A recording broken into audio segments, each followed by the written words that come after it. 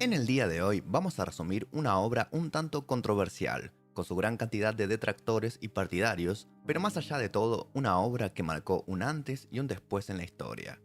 Sin dudas, te puede interesar o ayudar por las razones que sean, así que ahora mismo comenzaremos con el resumen de El Manifiesto Comunista. Nos vamos a saltar los prólogos, los cuales sin duda te recomiendo que los leas. Para complementar con este video, pueden ir al canal del amigo Resúmenes Entelequia, el link se lo voy a estar dejando acá abajo en la descripción y al final de este video, en donde van a poder encontrar un video de las tesis sobre Feuerbach que hace Marx y desde ya recorrer el canal que claramente es de muchísima utilidad para cualquier estudiante. Bien, sigamos. Antes de comenzar de lleno con los capítulos, hay unas palabras a modo de introducción. Acá es donde podemos apreciar la tan famosa línea "Un fantasma está acechando Europa". Es el fantasma del comunismo. Nos dicen que todos tienen problemas con este fantasma, todos los políticos, religiosos, etc. Tienen problemas porque ven una gran amenaza a sus intereses en él. Es por esto que en este pequeño manifiesto se dirán las verdades de los ideales y objetivos del comunismo y no de lo que los detractores dicen que es. Ahora sí, empieza el primer capítulo. Capítulo 1. Burgueses y proletarios. Acá se nos dice que toda la historia de la sociedad es la historia de la lucha de clases, es decir, entre opresores y oprimidos. No importa el momento histórico, siempre es así. Se empieza a hablar de la burguesía, clase que surge hacia el final del feudalismo, que no son ni aristócratas ni siervos, sino que lograron construir negocios con cierto éxito, acumular capital y poseer los medios de producción. Por lo tanto, pasan a ser capitalistas. Opuesto a la burguesía, tenemos al proletariado, trabajadores que venden su fuerza de trabajo a cambio de un salario.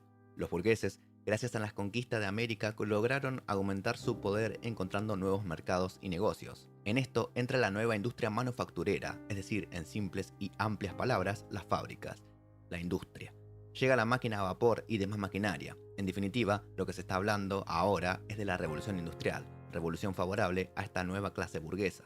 Ahora se nos pasa a hablar de los modos de producción e intercambio. Bueno, debido al curso de la historia, la burguesía ganó gran poder político y económico, llegando a ser la fuerza más poderosa del mundo.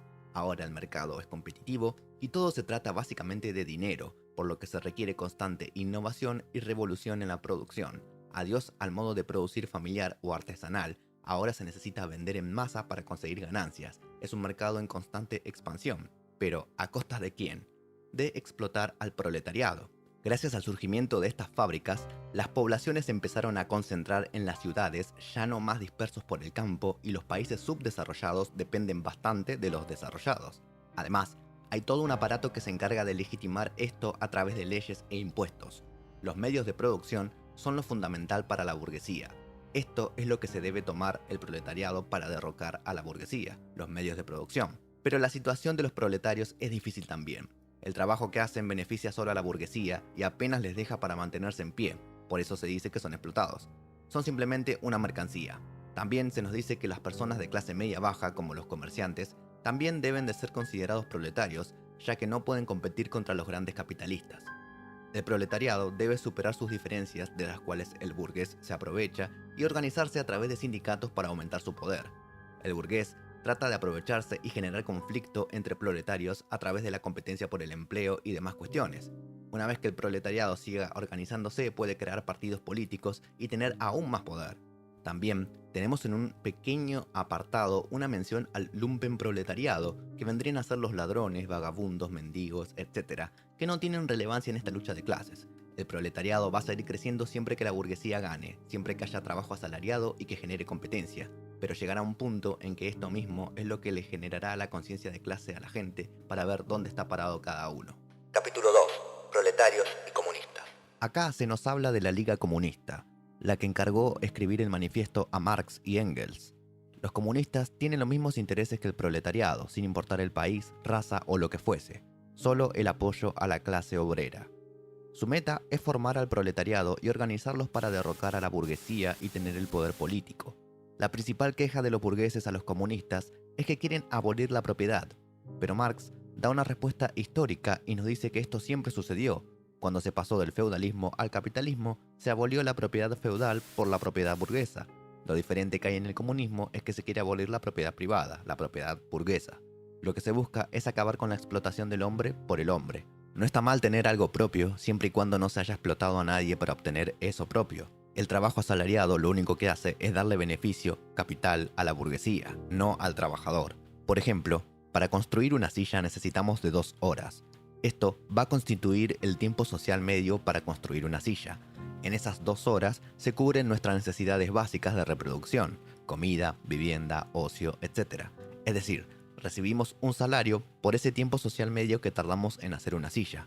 El problema se genera en que no se trabajan 2 horas en una fábrica, por ejemplo, sino que se trabajan, supongamos, 10 horas.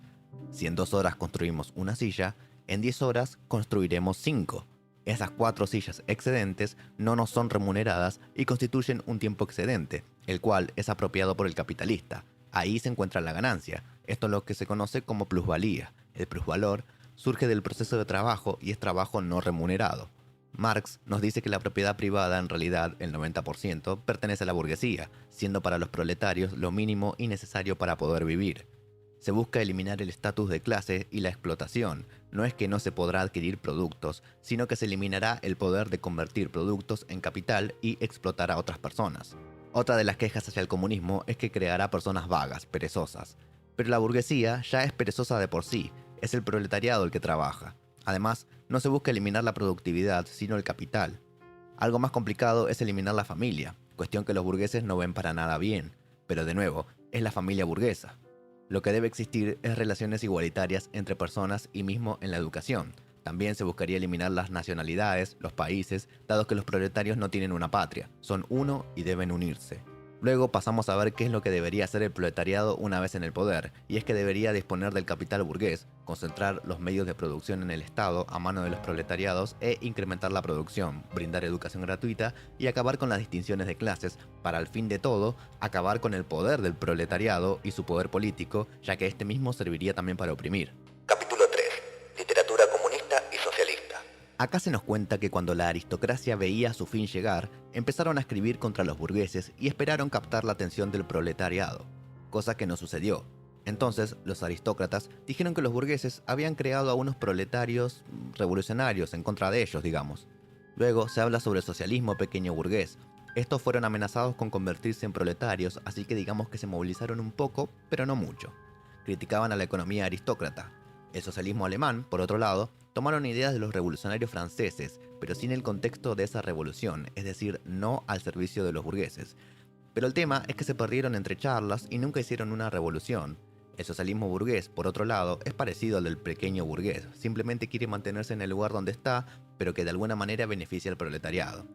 Otras ideas se mostraban en rechazo a la revolución y crear sociedades pacíficas, cosa que estaba destinada totalmente al fracaso, según Marx. Capítulo 4. Actitud de los comunistas ante los otros partidos de la oposición. No importa que haya otros partidos en cualquier país, siempre que se critique el tema de abolir la propiedad burguesa. Incluso se puede apoyar a la burguesía en pos de destruir a la aristocracia y después sí encargarse de la burguesía. Afirma que la revolución tiene que ser forzosa, traerá violencia y problemas, pero que es la única manera de hacerlo. El proletariado no tiene nada que perder más que librarse de sus cadenas. El libro termina con la famosísima frase: proletarios del mundo, unidos. Y así llegamos al final de este video. Espero que te haya servido. No te olvides de suscribirte y compartirlo. Hasta la próxima.